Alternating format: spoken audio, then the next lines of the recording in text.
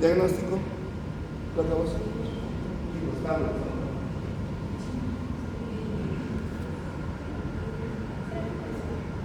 ¿Cómo es el diagnóstico de la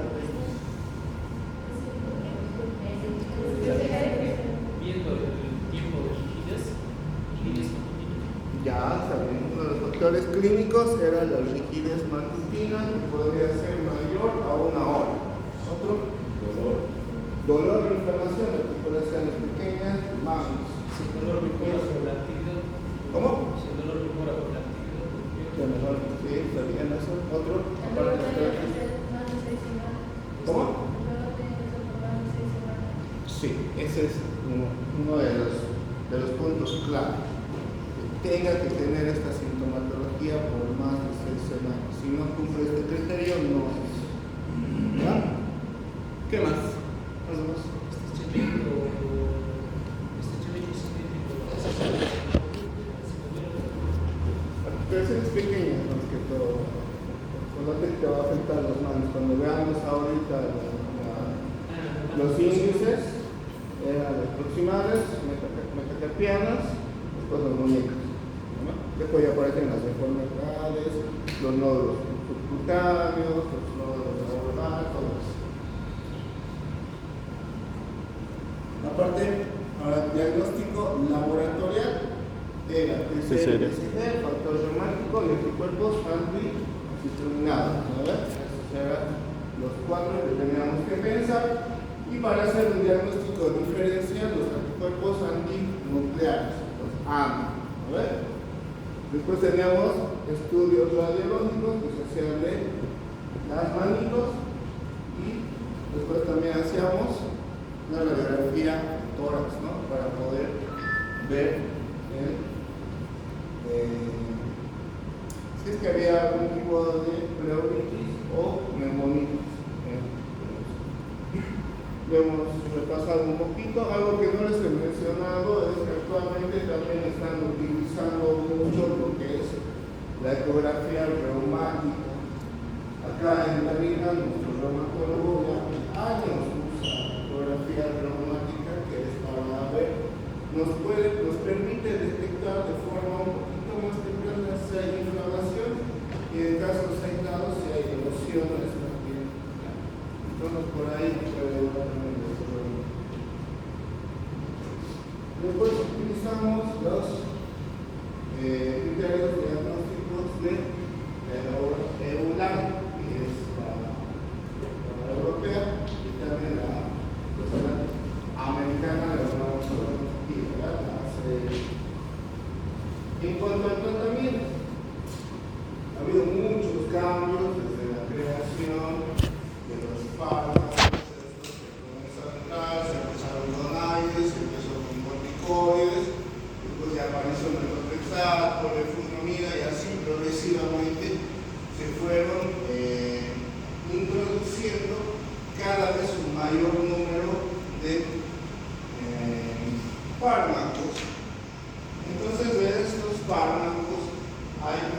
FARME, que son los fármacos modificadores de la enfermedad de artritis reumatoidea.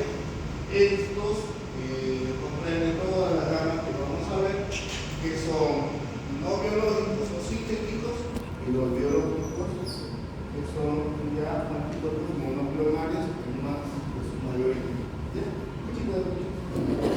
Esto es toda la evolución que ha habido de los fármacos, que han comenzado a ver cuáles son los mejores resultados en cuanto a lo que es terapia no biológica. Porque ¿cuál es el problema con la terapia biológica? Que una ampolla está entre 5.000 a 50.000 bolivianos, semanalmente, mensualmente. Estos son medicamentos sumamente caros, de segunda, tercera línea en realidad de lo que es la artritis reumatoidea. ¿Cuáles son los puntos que dice de hablar? Hay que hacer énfasis en el diagnóstico precoz. ¿Por qué? Porque los puntos de mal pronóstico son la presencia de lo que es el factor neumático, el ICCP, erosiones avanzadas, limitación, deformidades óseas. Estos son factores de mal pronóstico porque ya la enfermedad estaría establecida y avanzada. El uso de fármacos en todos los pacientes es de elección siempre utilizar fármacos modificadores de la enfermedad, no otro tipo de fármacos como son los AINES, que son más de uso, más que todo para mitigar o disminuir el dolor. No los favorecen en el sentido de que o frenan la enfermedad o hay una solución. El uso de lo que es el metotrexato, que les que repasen un poquito, es el procedimiento de elección, el uso del ácido fólico, las combinaciones de los fármacos, el tratamiento debe ser guiado en objetivos.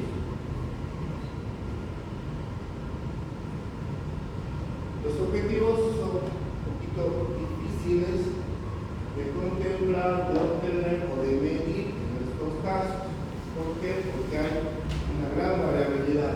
Entonces, no es tan importante qué tipo de fármacos utilizar, sino lo más importante es mejorar al paciente, mejorar la sintomatología, frenar la evolución de la enfermedad.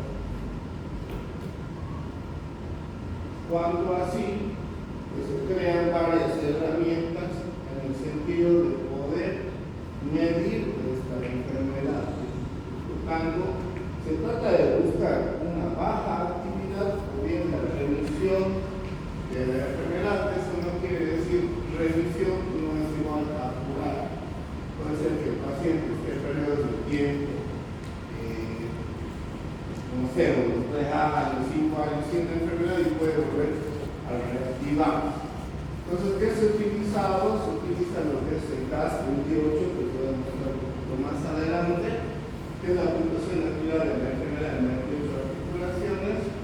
Vean cómo tienen sus umbrales, se hace la medición del puntaje y saca sus umbrales. Estos son programas de computación que nos permiten dar este tipo. Después tenemos el Distress Activity Index, el Clinical Distress Activity Index, que son, este último es el que usa el ORAD y la Sociedad Americana de Reumatología.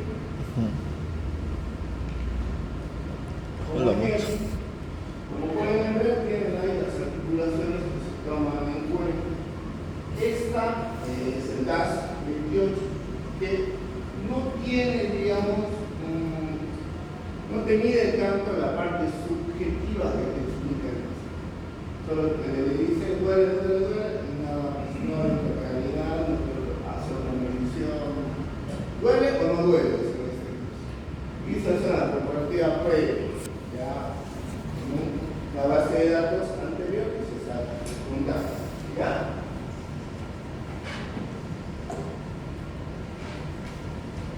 Lo que actualmente te dice para que haya remisión es esta definición de categoría, que el punto de articulación dolorosa sea menor a 1, que el recuento de articulaciones inflamadas sea menor a 1, que la PCR sea menor o igual a 1. Y la valoración global del paciente igual sea menor o igual a 1. había las escalas de dolor, les decía EVA, de 0 a 10. 0 es el dolor, no hay dolor, 10 es el dolor más insoportable, intolerable y más fuerte. Básicamente se usa esa misma regla. Entonces, lo que nos dice la escuela americana y la europea es que utilicemos esta tabla, que está bastante ciega. Se lo digo así en el sentido de que nos comprende un poquito más engorrosa y más difícil para aplicarla en la vida diaria. Nosotros en consulta de traumatología, al menos yo en estos 10 o 2 años que soy médico, nunca he visto que el reumatólogo, ¿para qué les voy a decir? Sin ustedes no hay, tal vez en algún momento sí lo utilizarán, no sé, puede ser ver las articulaciones de cataratas y bueno, las articulaciones y le vas tachando, vas marcando. ¿Ya? Aquí está lo de la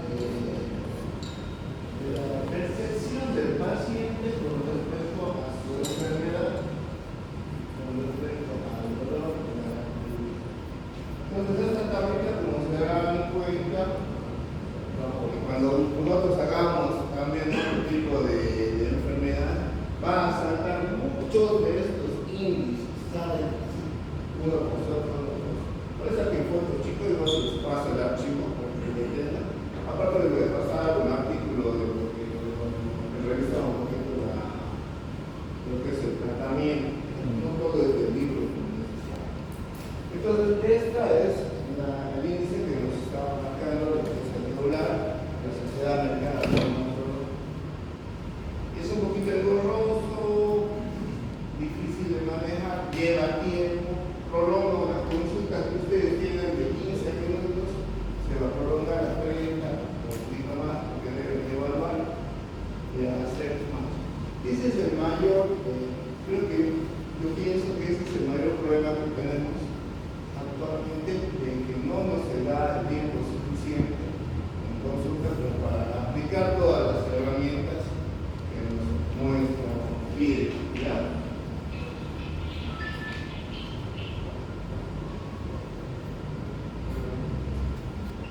Entonces tenemos los fármacos convencionales, están metotrexates, eflunamida, sulfasalazina. Aquí se me coló uno más que la satirprina, que prácticamente no es muy aplicable en lo que es la citogenomología, ninguna guía de función actualmente. Entonces, ¿por qué se llama un fármaco? Porque tiene la capacidad de cambiar la evolución clínica y evitan lo que es la progresión radiológica. Vamos a revisar un poquito en esta clase. ¿Por qué? Porque si queremos hablar todos los medicamentos que hay, no vamos a hacerlo.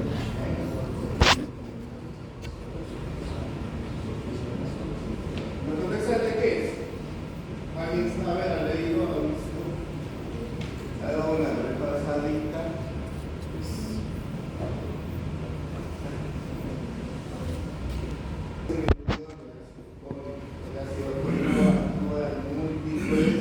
Procesos de replicación celular, más de todas las aspirinas, como la adenosina y la guanina. Entonces, por lo tanto, frena. Entonces, este medicamento ha sido diseñado inicialmente para lo que es los procesos cancerosos, en el cual la replicación celular era muy acelerada, entonces, por lo tanto, se utilizó este medicamento de primera línea. Secundariamente se obtuvo de que también tenía un efecto antiinflamatorio porque inmunodulaba mucho los factores desencadenantes de las enfermedades reumáticas. Entonces ahí se aprovechó todo esto, estas características y se lo utiliza actualmente como el tratamiento inicial de lo que es la artritis reumatoide. ¿Ya? Entonces,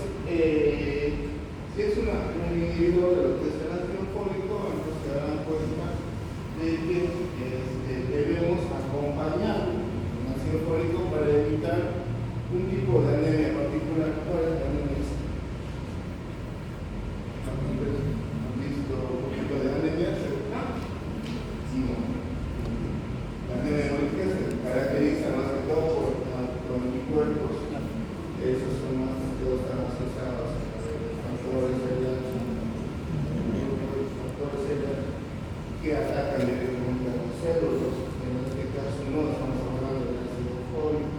El ácido fólico, chicos, junto con la vitamina B12, se absorbe en el nivel intestinal, actúa más que todo en la replicación del glóbulo rojo y cuando existe una carencia de estos, aparecen las macrocitosis, que son las células grandes. Es una anemia macrocítica, células muy grandes pero muy disfuncionales.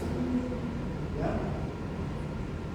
Entonces el metotrexato tiene una buena absorción oral, pero es mucho mejor la vía subcutánea, tiene mayor biodisponibilidad. En la mayoría de los casos vamos a llegar hasta 25 miligramos semanales. Se toma semanalmente esto, ¿ya?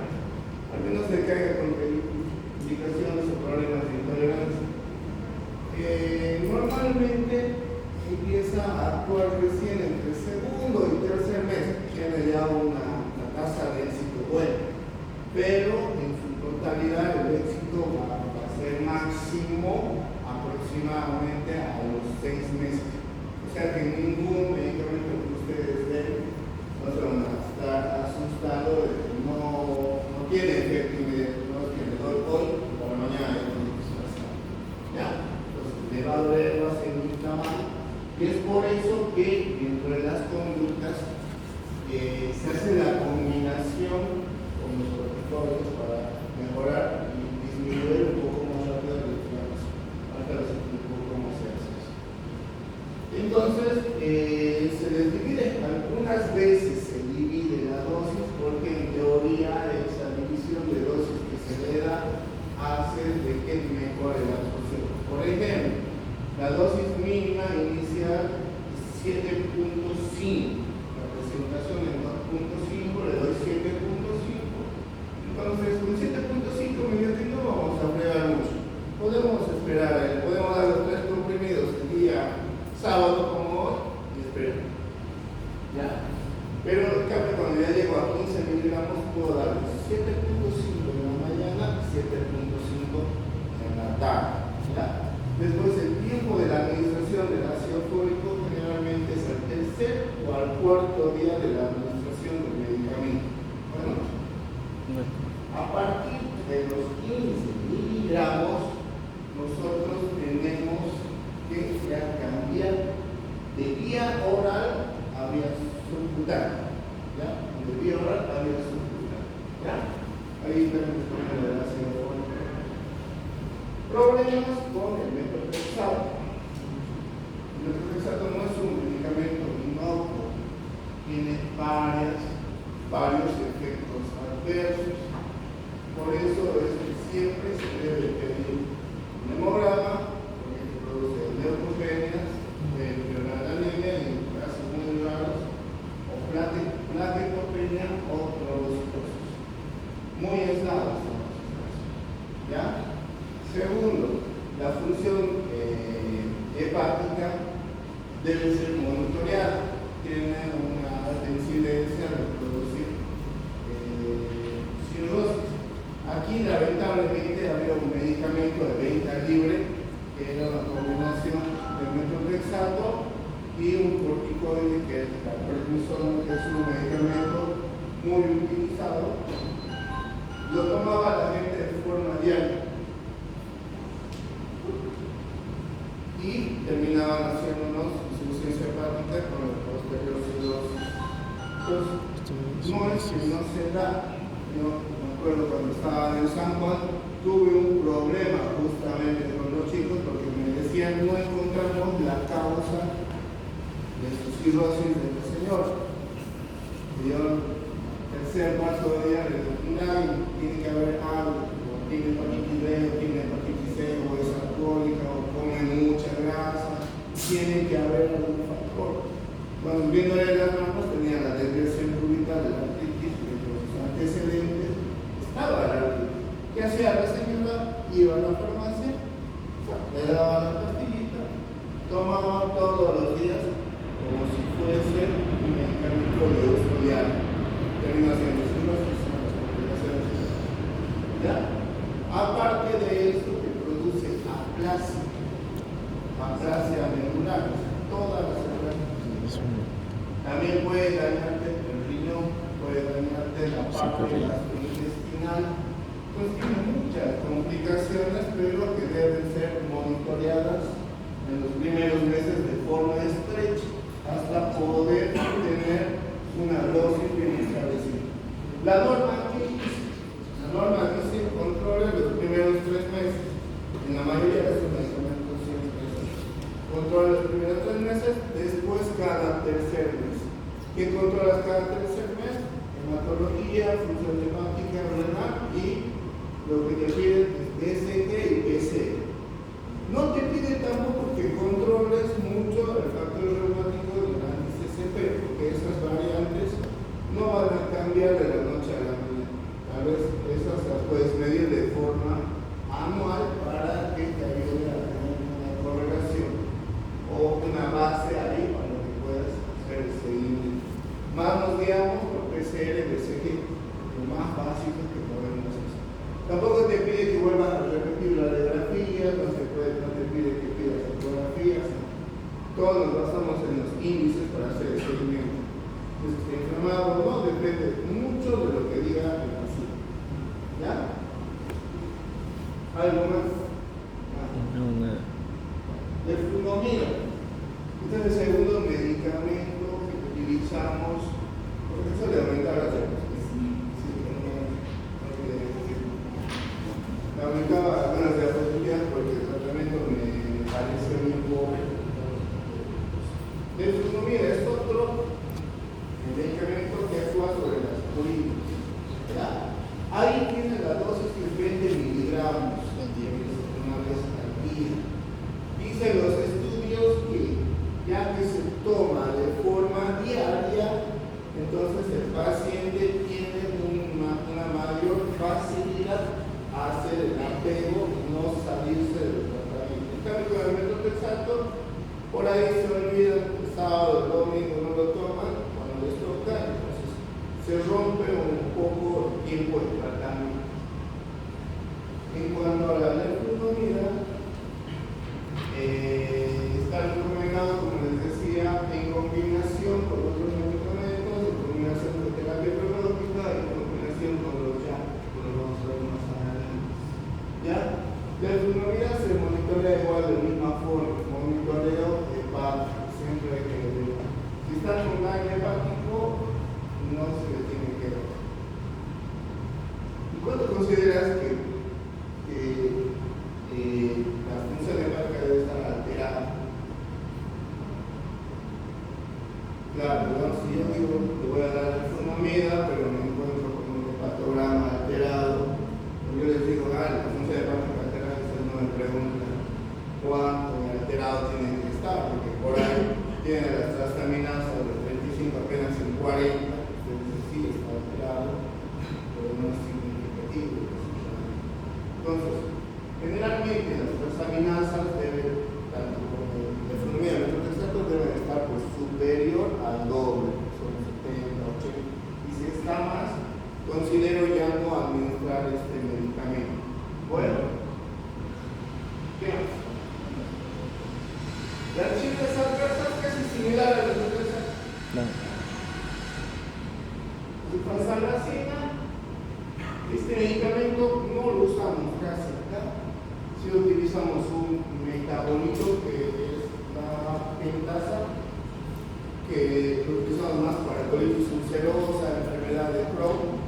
Es muy poco utilizado en nuestro medio. ¿Por qué? Porque las dosis son muy altas, múltiples. El comprimido viene apenas 500 miligramos y tenemos que fraccionarlo o darle múltiples comprimidos, entonces es difícil la adhesión del paciente con este tratamiento. ¿Qué más? Está recomendado cuando el metotrexato no se puede utilizar, por lo mencionado, función hepática o renal también puede ser, y se da en pacientes con actividad moderada a grave. Generalmente se lo combina con lo que son los fármacos sintéticos que utilizan. Pues el ácido no tiene mucha relevancia, porque no lo usamos. De la citrobloquina, sí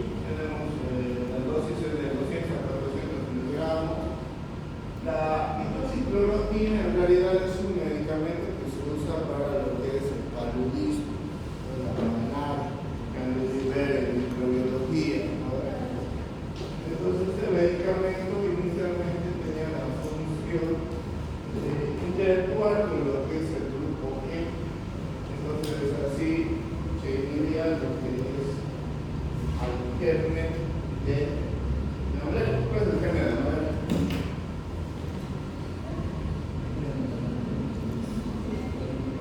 El germen de la malera. No hablaría de qué, pero yo también te voy a decir vivas, ovales. No. Plasmodium, chicos. El más agresivo es el que menciona a su compañero, el falciparum.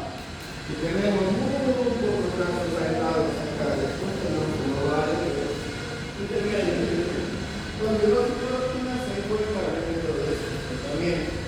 La participación de esta más de todo es nivel lo que es la vía del ácido arquinónico, se incluye prácticamente toda la cadena inflamatoria.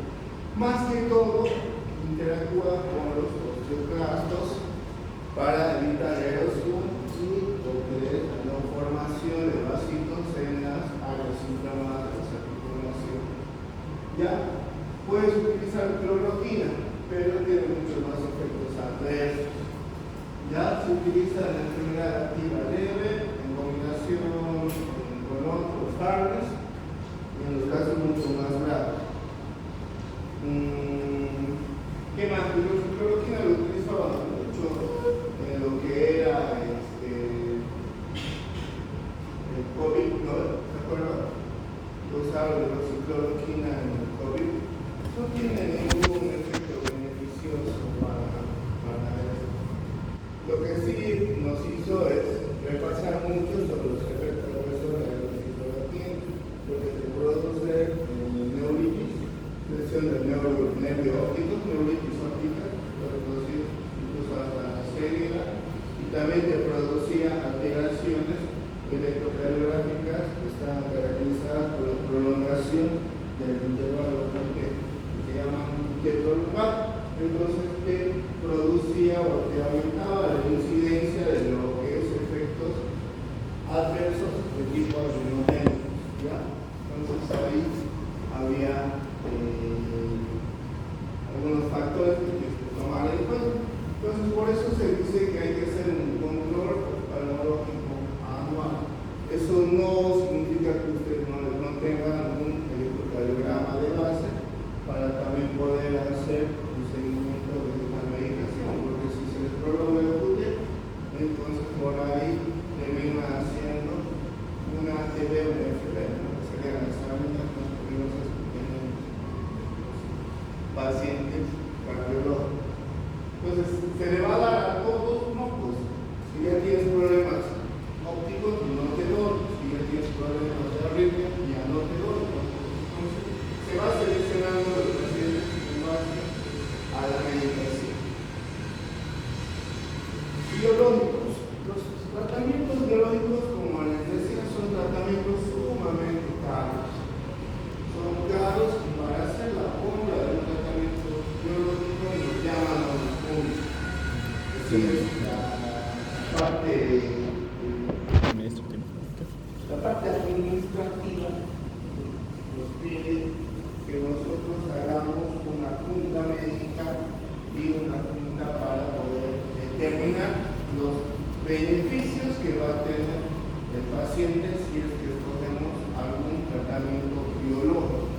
Por lo tanto, no es de que yo voy a agarrar y a cualquier paciente le voy a dar. Tengo que seleccionar, tengo que cumplir criterios, tengo que haber pasado el paso 1, fase 2, para poder recién escoger uno de ellos. ¿Cuál es el que más utilizamos aquí? Es el rituximab, que es un inhibidor de los linfocitos B. En realidad es un anticuerpo monoclonal de los linfocitos B, CDB, que participa en lo que es el proceso inflamatorio. Sí, lo vamos a ver en casi todas las enfermedades, así que aquí puedo ir desglosando para tener un mayor entendimiento. Los linfocitos T